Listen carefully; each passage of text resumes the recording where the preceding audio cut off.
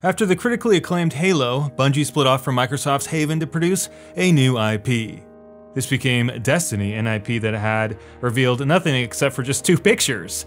Entering a 10-year contract with Activision, this was where the hype train for Destiny started. New IPs are always dangerous, but to enter a 10-year contract was even more risky, especially when Call of Duty was breaking records with every new entry, but it fueled the hype train nonetheless. Following the reputation Bungie earned from Marathon, Myth, Oni, and Halo, the hype train was beyond anything gamers had ever seen. As a company not only known for making deep video games, but also a company that genuinely cares for their fans, PlayStation fans joined the hype train before the game even was announced. The long-awaited next-generation consoles also made that train go at hypersonic speed.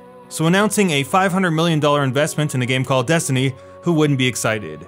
In 2013, after an alternate reality game was completed, Destiny was revealed to the world. Players would become guardians in a new world after a disaster only known as the Dark Age, and it had ravaged our solar system. With a god above being their only safe haven, the last city, players were tasked to reclaim what was lost and discover the means to revive their god before the darkness returned and became legend. With this idea, Bungie was sailing into uncharted waters though, with concepts such as a shared world shooter, an RPG, an MMO, and a loot chase shooter similar to Borderlands, and claiming to retain a cinematic story that would be deeper than even Halo. Holy ravioli, sign me up for this game. But alas, true darkness snuck up on Bungie's new IP as the years would go on. Today we're going to explore the frontier of Destiny, examining the highs, the lows, and eventually the fall.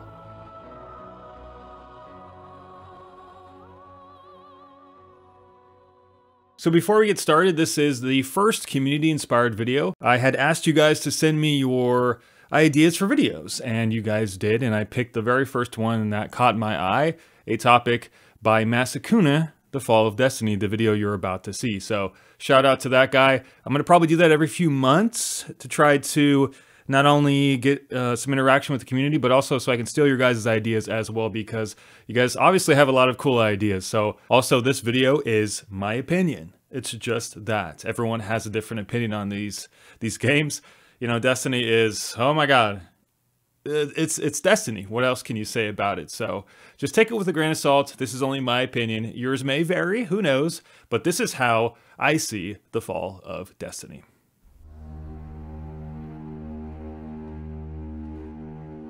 I'm just going to cut right to the chase here because I think everybody knows the history of Bungie's troubled developments with Destiny.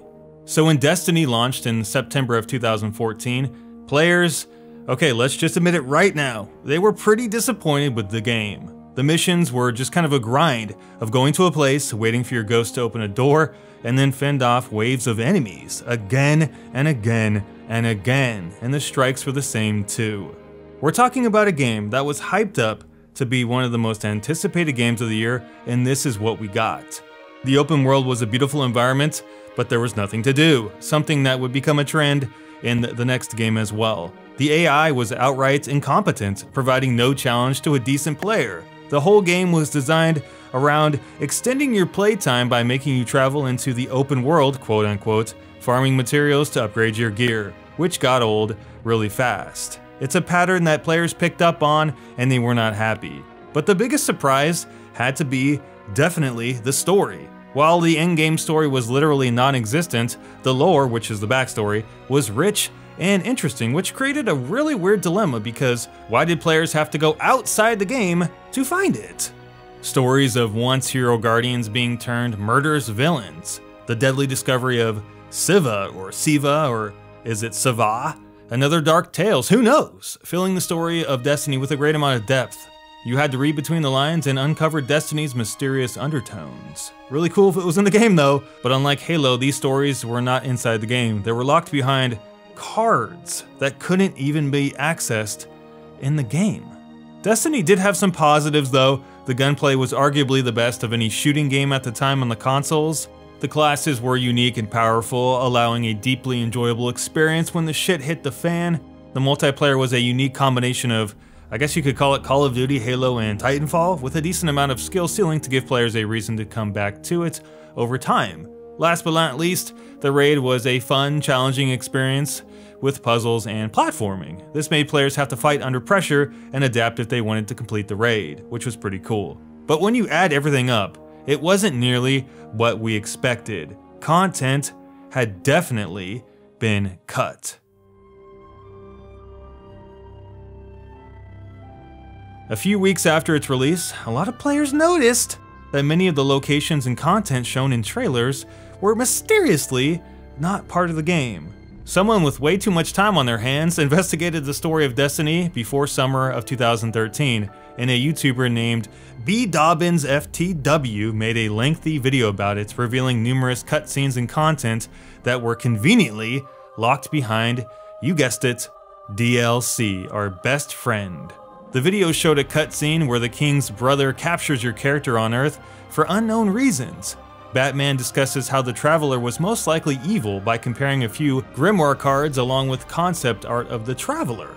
A location on Earth is also shown in another trailer which is not part of the game, presumably Chicago or the European Dead Zone, along with planetary locations of Mercury, Jupiter, Saturn, and Europia.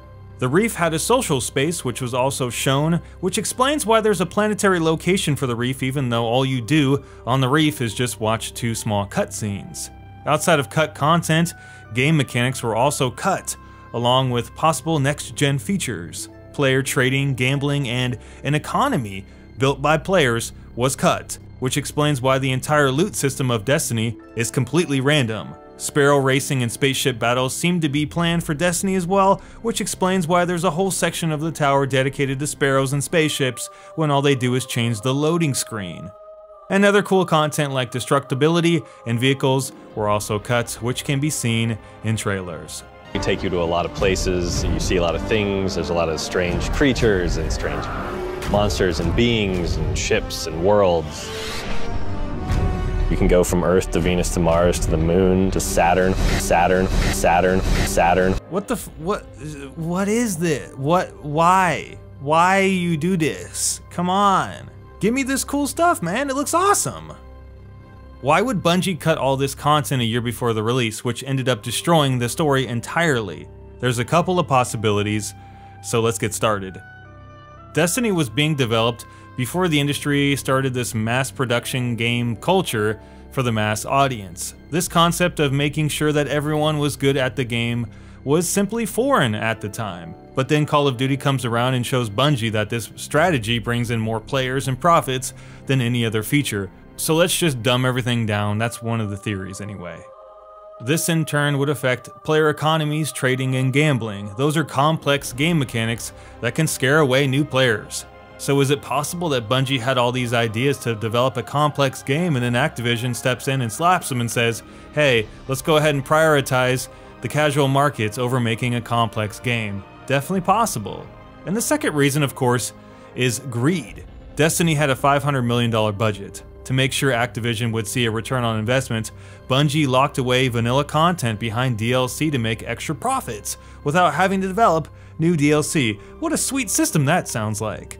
You're telling me I could just chop up something from the game I already made and then sell it to players in the future for more money? Sign me up. I mean, honestly, it sounds like a joke, but this is the reality of the video game world right now.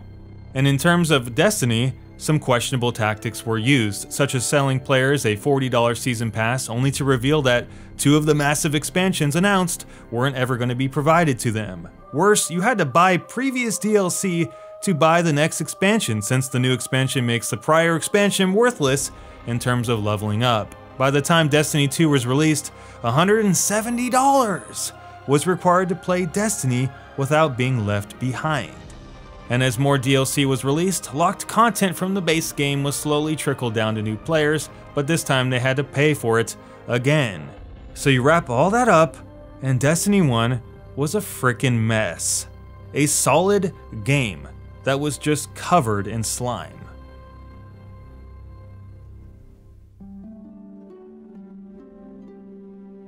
At some point in 2016, Bungie approached Activision to renegotiate their contract for making the next games in the series. Because they were unable to keep up with the DLC structure of the prior game, Destiny 2's revenue, however, would come from microtransactions and 1 expansion per year. With the contract signed, Destiny 2 was rebooted and pushed back to 2017. While most of the studio developed Destiny 2 from scratch, 2 DLCs planned for the original Destiny were locked for Destiny 2, while a third expansion, Rise of Iron, was developed to replace Destiny 2 in the fall. Destiny 2 was announced in early 2017. Director Luke Smith talked about how Destiny 2 would tell a story about sacrifice and loss after the Guardian defeat on the last city. Stripped from their powers, Guardians must reunite with the Vanguard and save the Traveler before it's too late. Destiny 2 streamlined the progression system of the game by removing the need to upgrade gear while the enemies of the world would scale at the player's level. This is how they designed the flow of the game. Clans were now accessible in-game so players could find groups to take on that in-game content, and the story was designed to continue after the final mission was completed. Supposedly, Luke Smith said that he expects players to complain that there was just too much story. So perhaps was this the Destiny we wanted after all? But the hype train going choo-choo for Destiny 2 crashed in the beta. The multiplayer was completely different from Destiny 1, a new weapon system, longer time to kill, which means even more bullet sponginess, and strict 4v4 game modes. Players also complained that the PvP just felt a little bit too much like Halo, while at the same time lacking a nice skill ceiling. The game seemed like it was just another repetition-based shoot-and-hide game. This was the #1 thing that people hated about Destiny, and it was here again, but this time the AI was made even less of a threat than it already was in vanilla Destiny 1, so you could say that the combat was easy and laborious at the same goddamn time. But of course, once the fallout came on the internet, Bungie went on to state that the beta was outdated and not representative of the final product, but this of course was a lie. After its release, D2 was met with really strange reviews. You either had people who loved the game or they absolutely despised it. The story was okay, but it suffers plot holes. It was supposed to tell a story of sacrifice and loss, yet none of these themes are used beyond just the first 3 minutes of the game, and even in those 3 minutes they aren't well depicted. Since you have no connection to anyone, seeing those Guardians dead does not provoke any emotion, I'm sorry, especially when character development is basically non-existent in this game. And the enemies, yeah, they were even more dumb and more boring, especially the villain of the game. I mean, come on, this guy is so lame. Some of the missions were really good, but the general flow of them was just shooting gallery after shooting gallery after shooting gallery with no memorable moments except maybe the beginning mission. In most missions, you can just skip right through the waves of enemies, while in the tank mission, you don't even have to kill a single person to beat the level. The last mission is also probably the worst, with a door that closes on you sometimes in an attempt to make the mission memorable. I don't know how else to put it. And the boss fight at the end is straight up easy mode when you could just shat on him with supers, and plus his accuracy drops when your health gets low. Like, what? What is that even? Why? Why is this in the game? The lore was also scrapped, leaving no room for backstory or interesting stories to read on the internet, even though they're on the internet. Not only that, Bungie later stated that the lore was basically non-canon, which creates massive plot holes in the story of Destiny. This was probably done because the lore really started to contradict itself as the game went on. Could be a tool to carry unused game content into a third game as well. Who knows? The PvP also took a massive step backwards with the new weapon system. The skill ceiling was shattered basically. The diverse game modes were replaced with a boring 4v4 arena. So the PvP wasn't saving Destiny this time either. And I mean, the customization was just completely butchered, replaced with 2 subclass trees that offered very little in terms of gameplay diversity. The classes themselves were really weak when you compare it to Destiny 1, and the supers were just basically the same versions as before. So, like, where's the content in this game? Where is the additions? Where's the content? Where's the cool stuff? I mean, come on! I'm not the only one who felt this way, because the player base dropped quickly from 4 million players to around 200k or maybe 300k in just 6 weeks, cementing Destiny 2 as an unworthy follow-up. And I'm saying that being very generous to the original Destiny.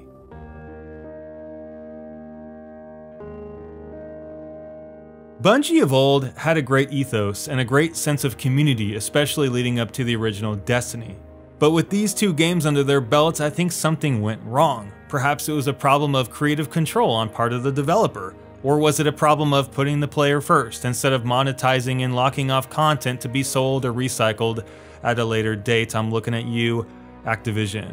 Prior to the day one vanilla launch, I think many of us imagined a world far different than what the next 5 years of Destiny would show us.